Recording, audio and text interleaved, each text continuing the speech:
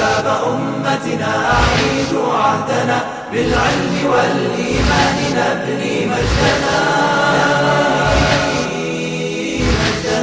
شباب أمتنا أعيدوا عهدنا بالعلم والإيمان نبني مجدنا.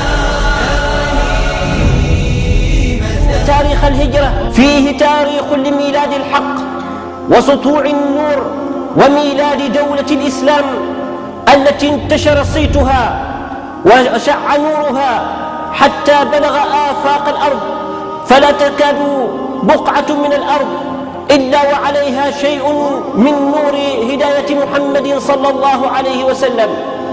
ولذا على هذه الأمة أن تستمسك بهذا التاريخ وأن تعرفه حق المعرفة.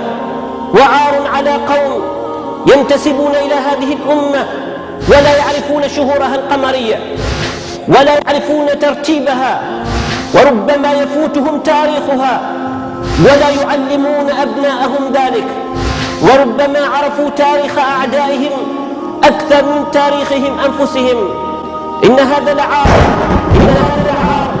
لا يجوز أبدا أن يكون في هذه الأمة التي اختارها الله عز وجل لأن تكون خير أمة أخرجت للناس، فمقامها مقام الإمامة والقيادة، مقام الإرشاد والتوجيه، مقام الآمر الناهي، وليس مقام التقليد والاتباع بحيث تأخذ من شرق وغرب، وإنما هي أمة مستقلة لها فكرها ولها دينها ولها خلقها ولها علمها ولها حضارتها، فيجب أن تعتز بذلك من باب الاعتزاز بالحق. أمة الإسلام بشرى إننا نلمح فجرا في شباب قد أشادوا صحوة للدين كبرى.